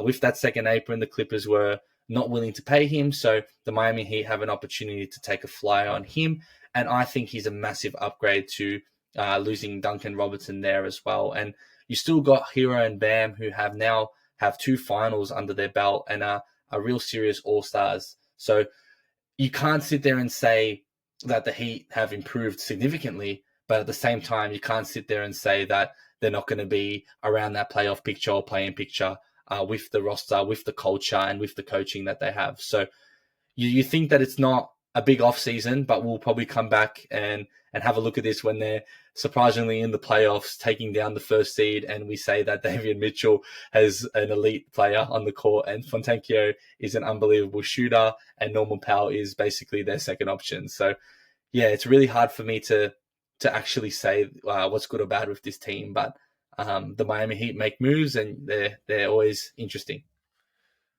Yeah, and not to mention they got a slide in the draft, Yakionis or whatever, however you say his name.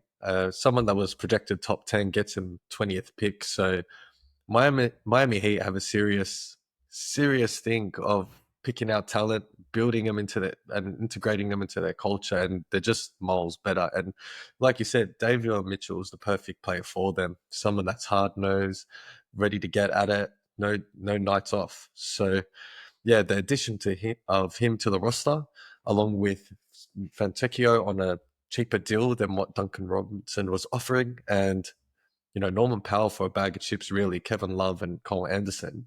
I don't know how they've got such a player who looked to be by mid-season an all-star almost.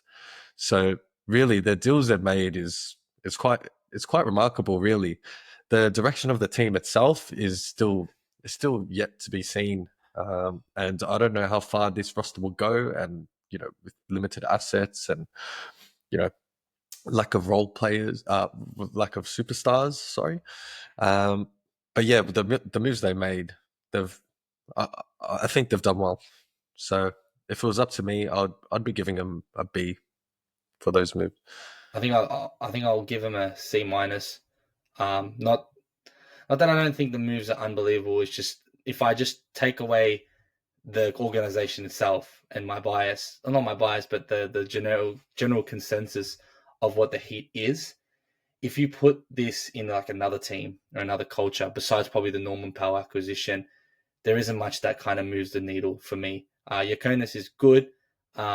He's obviously someone that was meant to be top 10, as you mentioned. The Heat always hit on these players. But again, this is something that I think we'll have to wait and see what happens. But for now, I think just on paper, I give it a C minus. But if it becomes a B, I wouldn't be surprised either. All right. So this team, the Milwaukee Bucks, we can talk about all the pickups they got, but they're going to be notoriously famous for probably the biggest cleanup or clear out in NBA. Where can we start with this team? Doing everything they can to try keep Giannis while also staying under the second apron.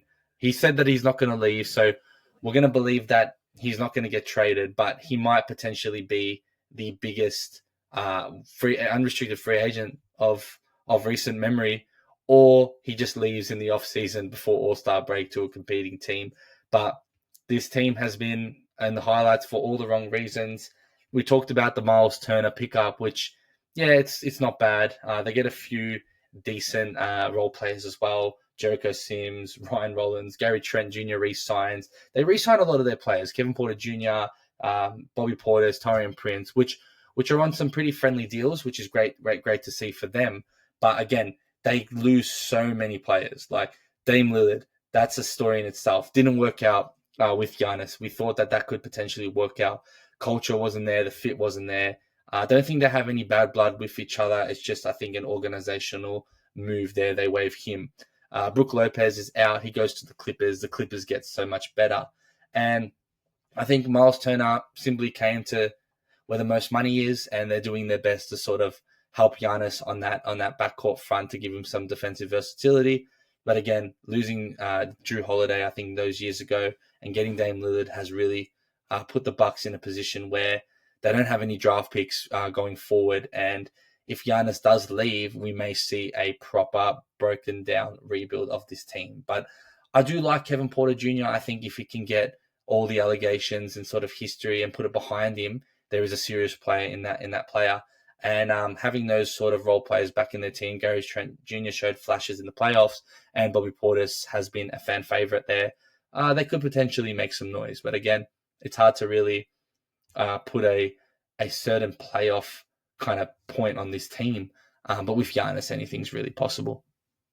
Yeah, they've had a lot of changes to the roster for sure. And like you said, a lot of them are just bringing back bodies from last season. And although I like the Bobby Portises of this world, someone that's hard-nosed, impacts off the bench, their bench is really light from what I can see. The additions of Cole Anthony, he's going to be someone that can score for you, doesn't really offer defense. The Miles Turner deal, if you're looking at it by itself, is a great addition just because you've got him for free, 4 years, 100-odd mil. And that's something that you can accept. But really, I feel like this type of deal is just going to be a part of a future trade in the future when Giannis wants to leave.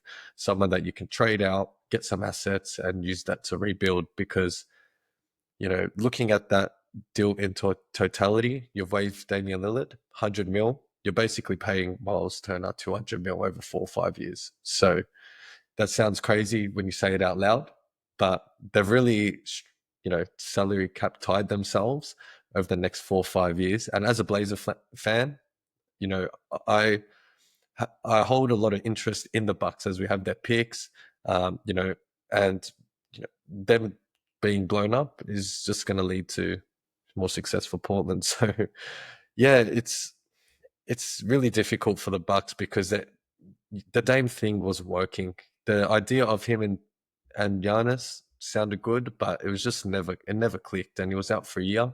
So I can see why they've done the move they've done, but I think it's just going to accelerate the need to rebuild, really.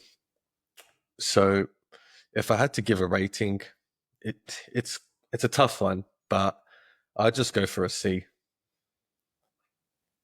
Yeah, I think I'll go for a C as well, because I like the idea of them bringing in some players, getting Miles Turner that can be used as a potential trade piece, but also offer that rim protection, and sort of trying to deal with what they have while dealing with the second apron, while waiving Damian Lillard, while losing Brook Lopez. They've steadied the ship, but I think they haven't really set themselves up in a position where they can choose where to go. And the only way they can go is to try to keep Giannis for as long as possible, maybe until, in their minds, the picks are gone from the ones they traded to Portland. But I highly doubt that. I think they're really strapped right now, and they're in a position where they probably know that Giannis is 1 foot out the door, but if they can kind of convince him to stay, they'll do their best to do it.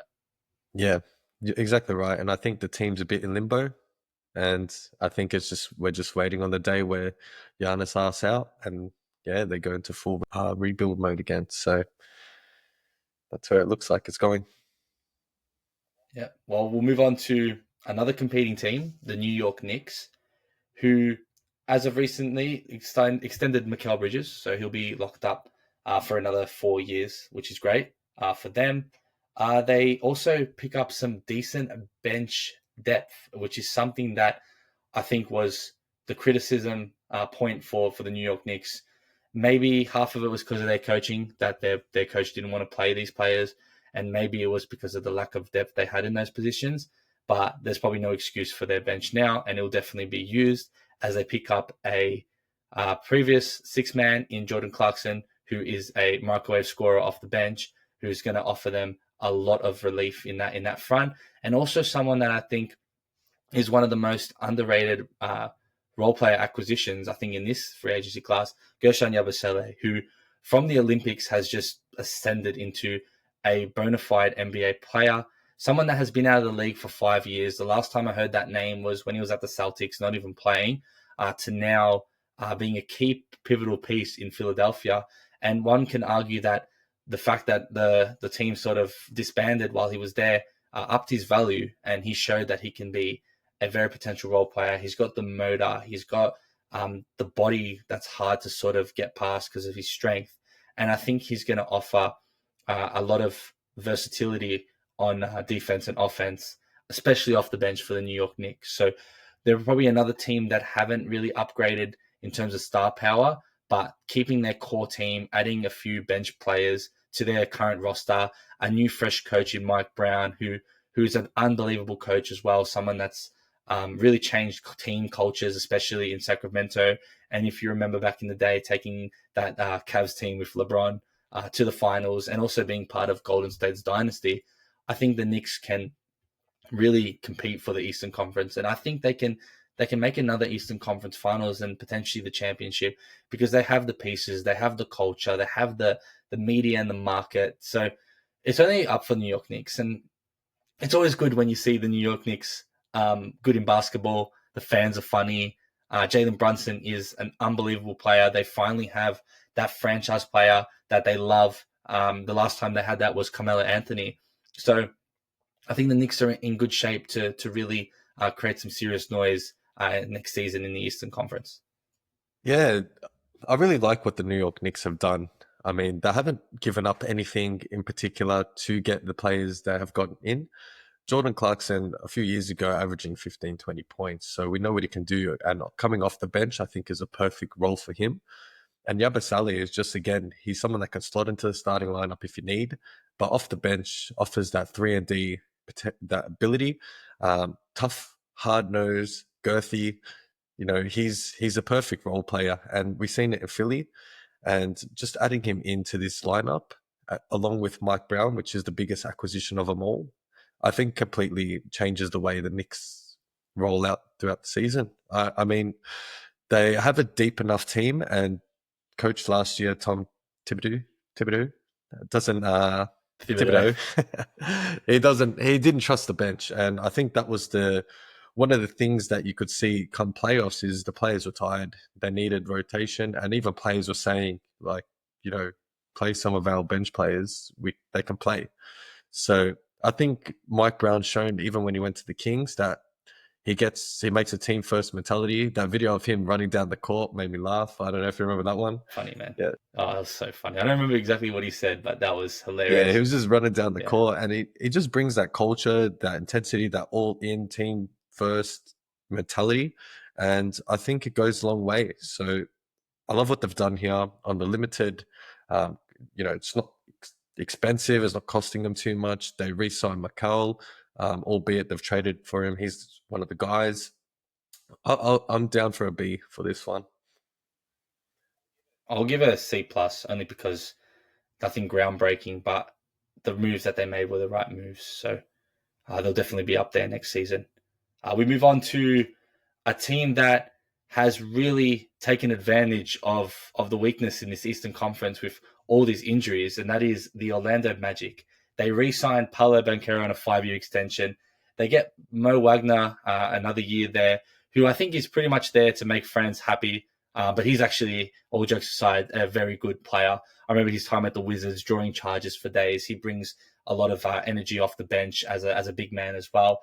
But the main acquisition there was the Desmond Bane trade with the Grizzlies, sending Kentavious Caldwell-Pope, who pretty much flopped for them last season, and Cole Anthony for someone that I think is the perfect piece for what Orlando need at the moment. They have ball-dominant wings in France and Paolo, who are the cornerstones of their franchise, clearly, both on extended for a very long time. And having a Desmond Bane, who's probably one of the best off-ball players in the league in their team, is a significant upgrade as well. And we can't forget to mention the underrated acquisition of Tyus Jones as well. I think he'll be very serviceable off the bench. You've got Jalen Suggs, who's going to come back and hopefully be able to play a full season. I think they'll be one of the big talking points for the Orlando Magic is if he can also stay healthy, because he's got an unbelievable motor. He works hard on both ends of the floor and really shows flashes of a winning player. I love seeing Jalen Suggs play. I love the care that he has. And they've also got nice pieces off the bench. Tristan da Silva's going into his second year. He's proven to be a decent rookie last year, can be a very good role player. 15 minutes of Jonathan Isaac. I know it's not much, but in those 15 minutes, just does an extremely good job on the floor. And that's why they've probably still kept him there for so long, because of that. And Anthony Black, I think, has another upside level to go. He's going into his third year. He's got freaky athletic ability given his size, and I think he's an extremely skillful player. And I wouldn't be surprised if I was seeing him sort of in those crunch time lineups as well, given that their guard, they don't have many, I guess, guards on a defensive end that has as much effort as him, besides probably Jalen Suggs. And the fact that Cole Anthony's gone has opened up the floor for him to get more minutes too. So I'm really excited with the Orlando Magic. I think they've done a really good job here. And now that they've got new kits as well, a new badge, new logo, they're really honing in on this new generation and really are looking to be a serious threat in the Eastern Conference. I think definitely top 3 locked. But again, we'll have to wait and see. But very excited for them. The Orlando Magic have lovely kits. I can't lie. Their jerseys are too clean. But yeah, like you said, re-signing Paolo was never in doubt. They were always going to sign him. He's the franchise guy. He's the guy that's going to get them to the next level. If he elevates, the team elevates. Simple as that. Mo Wagner coming back. I like this deal. There's something about him playing with his brother I just love to see. And, when they're on the court together, they're just that 10% better. I love to see it. And I'm sure at the Wizards, you've seen him play. You love that guy. But yeah, I reckon it's a sneaky addition to re-signing anyways. And the Desmond Bane, I mean, this team lacks shooting all year. I've seen so many mocks of Anthony Simons to him for just filler. But to get a shooter, someone that's bona fide, 40% plus shooter year on year, can handle the ball 20 plus points a game, gives that defensive effort. It's a perfect deal. They didn't give up anything too steep. I know they've given up picks, but picks aren't a sure thing. They're not going to be tanking. They're not going to be high-end picks. So to trade them in and get something that's bona fide when the East is weak is a great move. And then you've got that sitting aspect of Tyus Jones there as well, who can chip in. So yeah, I really like what they've done here, really. And not to mention on draft night, got Jet Howard, one of those 6'6" guards who maybe mold into another Desmond Bane, and look to be a good pick as well. And a Jace Richardson, who was touted top 20, and they got him sliding in the draft there too. So holistically, their moves have been great. And I don't really think they're losing too much on the departures there. Cole Anthony, Gary Harris, part of the rotation at time, not really significant. And KCP was really just a failed pick or draft or trade in the end, per se. So yeah, I really like what they've done. And, because they've pushed it in, I like the effort. I like how the organization has picked the road. And for that in itself, I've given it another B. If not a B plus, I'll give it a B plus. I'll give it A minus, only because I think the player that they got in the trade and the fact that Orlando had the balls to actually make this move, and no one really saw it coming. So that's what made me kind of excited for that. And getting Paulo Becerra in is an A in itself. Having that guy locked up and Franz Wagner locked up for the foreseeable future is amazing. And they still have picks from their sort of rebuild back when they had Vucevic, Fournier, and all those players. And like you said, even though they gave up a lot of picks to the Grizzlies, I don't see this team falling into the lottery unless something catastrophic happens to them. So they're honing in on something that I think is going to be special down in Orlando, Florida, and I'm excited to see it for the foreseeable future. Fingers crossed. Hopefully, Suggs stays fit, and that team, they're going to be menace in playoff time. So fingers crossed, and yeah, we'd love to see the rise of the Magic. Yeah, that'll be awesome.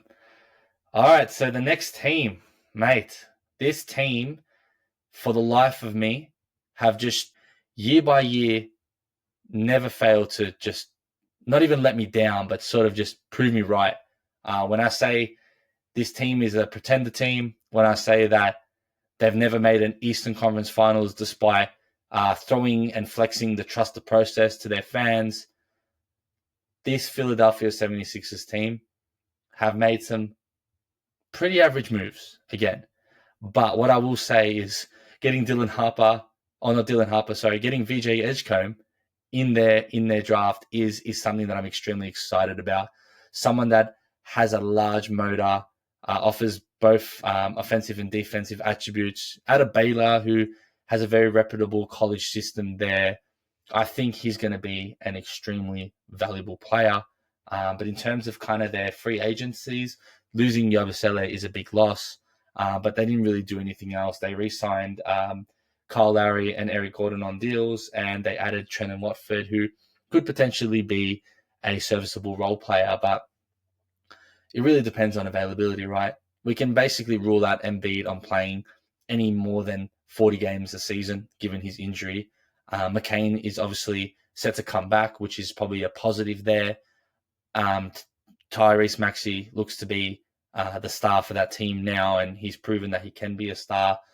But it's really hard to see where this team goes, because you think that they're up there, but then the next minute they find a way to kind of prove you right, in my case, but let a lot of Philadelphia fans down. And those fans are very ruthless, very loyal.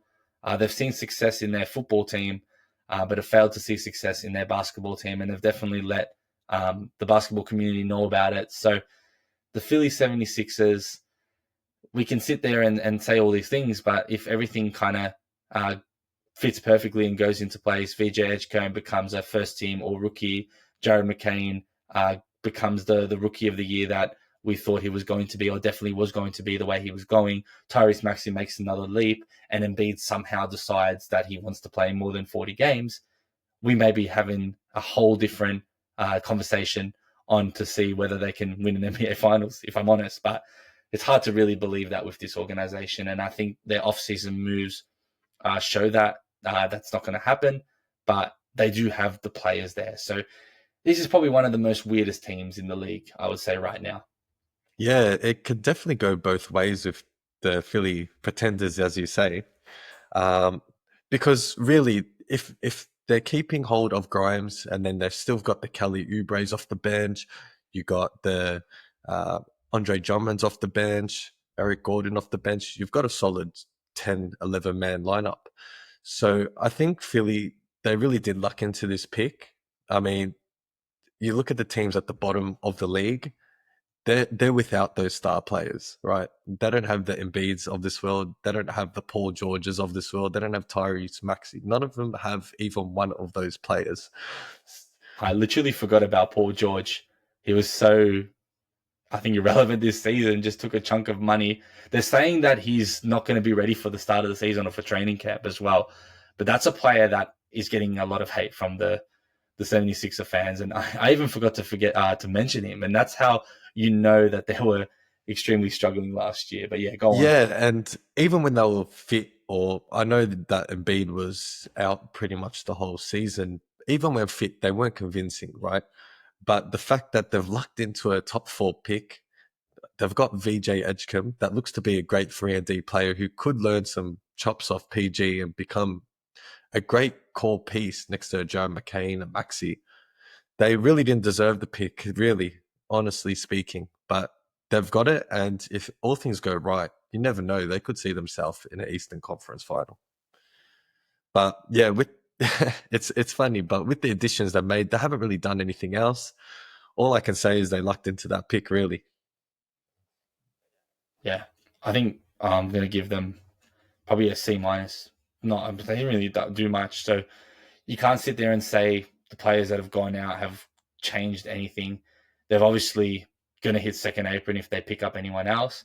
And they pretty much pick up VJ Edgecombe, and I can't give the front office credit for that. So they're not going to get a high rating for getting him because that's fallen to their lap. But again, I think a C- is probably appropriate because, again, if this team is fully healthy, that's including Paul George, which I forget, they can definitely be a Eastern Conference Finals team, which is crazy to say because they've never made it before, and then those teams were so much better. But given the East is so open, you can't sit there and say that won't be a surprise. But I don't think it's going to happen. But it's worth a conversation. Yeah, I think, like you said, that they really didn't. There was not too much thinking about the pick. When VJ was there, you take him, and for that, I'd give it a straight C. We're moving on to the Toronto Raptors. And if there is a team in the league that just puts players in a team for the sake of it, it is this team. Like, if you look at their roster, they have 4 of pretty much the same type of players, high offensive shooting players that don't really have much defensive qualities or traits. I'm talking about Scotty Barnes, RJ Barrett, Brandon Ingram, who I think half the league, if I mentioned Brandon Ingram was on the Raptors, they wouldn't even know that. They would think, what the hell, and when that happened, he's there. And also Emmanuel Quickley, which I think if you take Scotty Barnes out of the 3, Emmanuel Quickley has the best upside. But here's a similar story to a lot of players we've spoken about here. Can this guy actually play more than 40 games as well? Because he always seems to be unhealthy. They do pick up Jakob Poeltl, who is a very serviceable player for the Raptors. They get him on a decent deal. But again, their team literally stays the same. There's no traction here. They pick up Karen Murray-Boyles, who I think he got picked up pretty early from where he was projected, but he seems to be a decent player. But there's like 4 other players in his position. So I think the Raptors, they haven't done much. I think they're in the biggest limbo yet. They've got chunky and like unfitted pieces. Like if you made a puzzle, it wouldn't even look nice. So there's not really much I can say about this team. I think they're just going to be exactly where they are. They might be big off-season movers. You could see them trading a lot of these players because I think Scotty Barnes, as much as he is a very good player, I don't think, and I think the Raptors have realized that he's probably not someone that's going to take your franchise to another level either. So it might be a set and forget season for them. Maybe a lot of off-season moves, all-star break trades, and they really just build into trying to get a superstar. But I think they don't really have anything. They've also lost Ujiri as well, who was a very important GM for them. I don't have much for Toronto, if I'm honest. Yeah, I don't have much to say for them either.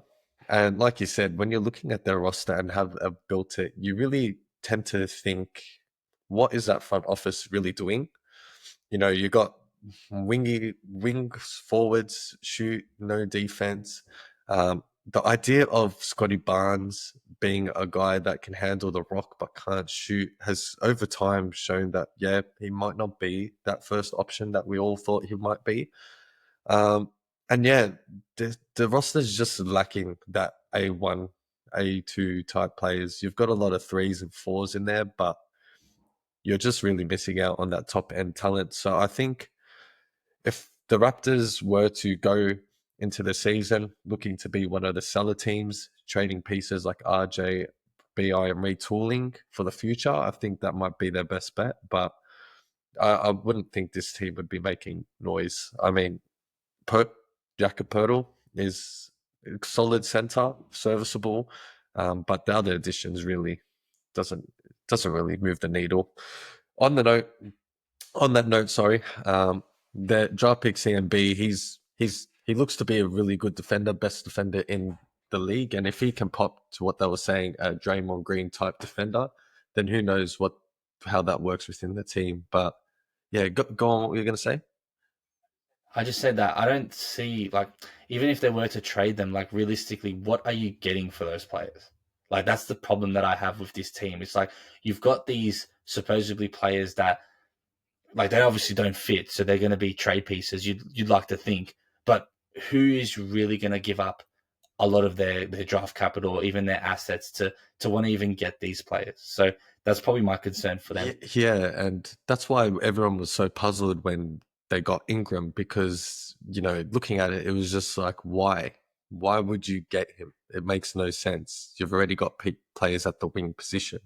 You know, he's been very underwhelming. So, yeah, the only one that would probably have retained value is obviously I think Pirtle could be serviceable for the right price, and maybe Scotty Barnes for the right team, but no one's really handing over picks like that. And yeah, I think it's just going to be a case of continue going through the draft and hope you hit on something. And, if somehow Ingram works and Scotty Barnes works with RJ Barrett, you've got a lengthy, three, three, three, 4, 5. So who knows? I'm not too sold on quickly. The idea of him in New York off the bench was a bit different to when he's been starting. So yeah, I guess it's just a wait and see. But going off these deals, I'm probably giving him a C minus. I'm going to give them a D. I think they haven't done anything, and I think not even getting rid of their players or having like any trades for them just shows that I think no one wants the players that they have. The only positive they have is keeping Pirtle, but it's not like he's going to impact them winning. He's a nice player, don't get me wrong, but into this team, there isn't really much he can do to help them get better. Yeah, I guess what they're hoping is the players like Jamal Sheed, Magbo and Grady Dick keep taking steps. And, that Jacoby Walter kid looks like he could be some sort of shooting guard, small forward type. So I guess their best bet is that. But really, I can't see him developing into more high-end role players. All right, so the final team, and the team that I'm most excited, obviously, to talk about for obviously obvious reasons, and to close off this Eastern Conference acquisition talk for the upcoming season, is my Washington Wizards. And look, a lot of the stuff that they've done, I'm personally, and I'm going to put my bias on here, have been so impressed with. I haven't seen the Washington Wizards make that many unbelievable offseason moves in such a long time. And when I talk about unbelievable, it's taking $40 million off cap space and opening up to $100 million of cap space next season, taking flyers on players such as Cam Whitmore, Dylan Jones from the Thunder, who that puts us up to getting basically 5 first-rounders from last year. If you count the 3 first-rounders we drafted, plus AJ Johnson and now Dylan Jones, we get some cap relief again, getting rid of Kelly Olynyk for Blake Weasley, who we've kept, and also I think another guy from the Spurs who at the moment I can't get my head around. But we've also managed to... Sorry, Malachi Branham, that's right. I think we did release Blake Weasley, but we do get Malachi Branham there. We also re-signed Marvin Bagley, who we actually traded in that Marcus Smart deal to get a first-round pick back. So we pretty much got a first-round pick who ended up being Will Riley, who we drafted in this season, basically for nothing. And we also pick up a nice guard in Trey Johnson, who I'm very excited for. Obviously, I made my rant about the first pick not getting Cooper Flagg and how I was upset that a team like Dallas could get him and a team like Philly and San Antonio got the players they did. But if I look at it, I'm very happy with the Trey Johnson pickup as well. We've got our second-year players that are going to take a leap for sure. Keyshawn George looked unbelievable in Summer League. He's looking to be a very solid role player, and I think he's got that potential. Alex Sarr, if he fixes up his shooting, can be an unbelievable 3-and-D player as well as a big man, and can really be serviceable. And I'm really excited to see a potential leap in Bub Carrington as well, who had a pretty solid first year. Mind you, he was the only rookie that played all 82 games, so he has a lot of experience under his belt. Obviously, there is some flaws in his offensive game, his inconsistencies, but that's something that he can obviously improve for as he goes into his second year as well. And having that with Trey Johnson, who is a 40 or 38% shooter off the dribble threes, which in this league you need to be able to shoot off the dribble, and most of the stars in the NBA do tend to shoot off the dribble. I'm talking Steph Curry's, I'm talking Damian Lillard's, I'm talking Tyrese Halliburton's. Those are players that do that on a very efficient rate. He's also a scorer first point guard, which is something that I think we need at the moment, given that we do have some strong defensive potential players. And what I mean by this is obviously the Wizards are going to be down there. You can hear my excitement when it comes to these things, but this is all on potential. The Wizards are taking a flyer on players such as Cam Whitmore, who was meant to be a top 5 pick, but then had some issues in college. And he he came to us. He's a Baltimore native as well. The Rockets chose for him to come to the Wizards so he could develop. So there's just so much potential this Wizards team has. And then adding the likes of CJ McCollum, who people forget, this guy is probably the greatest player to not be an all-star in history. And you know a lot about CJ, and I'm excited for you to talk about him more, given that he was a former Blazer and he had his best years there. But he offers a lot of veteran presence as well. You keep Chris Middleton there for another year. You still sort of have Brogdon on the books, who I believe he's going to probably part ways. But again, some veterans there to help the team out, but exciting times for the Wizards. And we have that cap space to, if we decide we want to take a hit and try to run for this, given that the Eastern Conference is open, that's not the worst thing either, because we did know that tanking did fall to our demise, getting pick 5 or pick 6, sorry.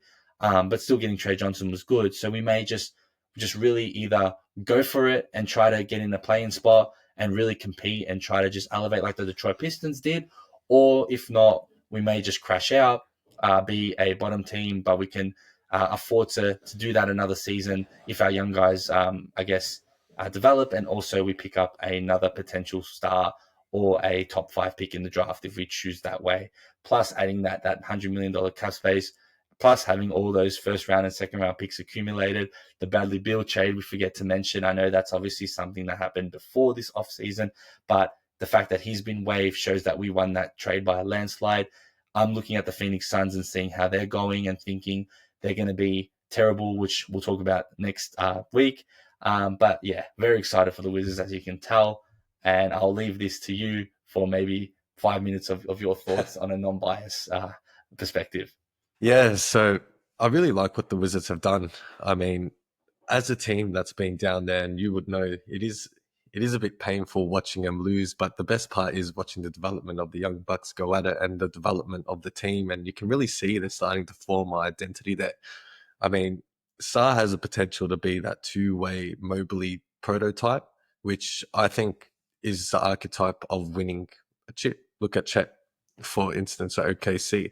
If you can get him to, build into that potential, coupling him with Trey Johnson, it is. He looks to be a real stud, and he's a Texan native, isn't he? Hook 'em horns. Yeah. That's our college team, for side reference for everyone. We watch them play in the US, so by default, that's our college team. Yeah. So shout out to the Texas Longhorns. Great aura with that guy. He looks like he's going to be a baller. And, Portland gave you the assist there for your guard last year. What was his name? Sorry? Bob Carrington. He looks to be a solid guard player as well. And, I mean, Wizards kind of gave Portland the assist there with Blake Wesley. We picked him up via waivers, so he's actually in our roster now. But yeah, I really like what you've done. I think Malachi Branham is a sneaky good guard pick as well, because from the flashes I've seen him, he looks to be a good shooter. He just never really had that opportunity there in Spurs. But yeah, my boy CJ, he brought many great memories, very clutch at times, but it never really worked out being him working with Dame, both small guards, both need the ball. But, over the last couple of years, he's really developed more into a steadying presence with the ball, more point guard type than shooting guard, passing the ball around a bit more. And he was president for the Players Association, wasn't he? So it comes off as a, really level-headed, calm presence, which I think if he does stay at the Wizards will definitely go a long way. There was nothing I could ever fault in the way he did things. He just seems so smart, so humble, and good guy to have around. And I really do hope if he is bought out, finds his way back in Portland. But yeah, other than that, the Cam Whitmore trade, I know I sent that to you as soon as it happened. I love the deal. I mean, you're taking a flyer on someone that was, projected lottery, fell out of the lottery, and everyone's just passing on him, making him sound like he was not a good player, pick 20 or something around there. And if he gets the ball in his hand, I think he can be a serious scorer. I mean, taking a flyer on that is exactly what teams like Washington need to do. And I wouldn't be surprised if he's averaging 15 points this year, 15 points, 20 points. In the limited minutes against Houston, he was a bucket. So he complements the team. I think the Wizards need that scoring punch as well. Correct me if I'm wrong. So 100%. So him coming into the team there, along with the additions of Brandon, Trey Johnson. Did you draft anyone else?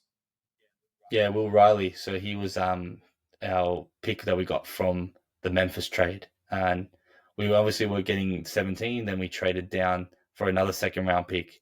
But Will Riley, he played with Yakonis from the Miami Heat, and at times was the primary player in those patches. So he's also got a lot of potential. He's a wing that's can offers potential 3-and-D as well. So yeah, Will Riley is good. And we also got this guy in the second round. I know it's a lot of Wizards talk, but he is a menace on defense as well. We got him in the second pick as well, in the second round. I forget his name, but he's shown flashes of Jameer Wilson, I think 8 steals in one game. Jameer Watkins or something. Jameer Watkins. Watkins that's or something. The guy. Yeah. Jameer Watkins. So he's also a pest on defense. So watch out for him if he does get on the floor. But yeah, those are our picks for the you guys are really building up a nice young core. I seen that AJ Johnson come through and he's looking to be some sort of player. Maybe he doesn't hit, maybe he doesn't, but that's the type of deals you got to make. And unfortunately, Wizards weren't gifted a top 4 pick like they probably deserved. But I think the management of the GM being able to maneuver cap for the future, take a hit on players, and still get a good pick in, which suits the need. I got to give Wizards a B+. I'll give him an A because my bias hat's on. But I think B+ is probably the most accurate there. Will Dawkins is a former assistant GM to Sam Presti at the Oklahoma City Thunder. So a lot of the moves that he's made have resembled Presti. Not maybe with the first round pick accumulation, but a lot of these kind of moves and these aggressive moves. And it's really impressive. And I'm really excited to see where the Wizards do go. But anyway, that's been the Eastern Conference wrap up. Obviously couldn't do the Western Conference in there, or else this podcast episode would have gone for 2 to 3 hours. But we'll be back with the Western Conference, which is probably the more exciting conference, given that the competitiveness in that conference is huge. So we'll review that, and I'll catch you guys then. So that's a wrap for this week's episode of the Huddle Within podcast. I appreciate you for tuning in and being part of this community where we go beyond the game and into what really matters. If this episode resonated with you, make sure to subscribe, leave a review, and share it with someone who sees sports just the way that we do. And hey, I'd love to hear from you. Connect with me on my social medias, which will be linked below. Send in your thoughts and even be part of a future episode. Until next time, keep that passion alive, stay in the huddle, and remember, it's always deeper than the game. Cheers.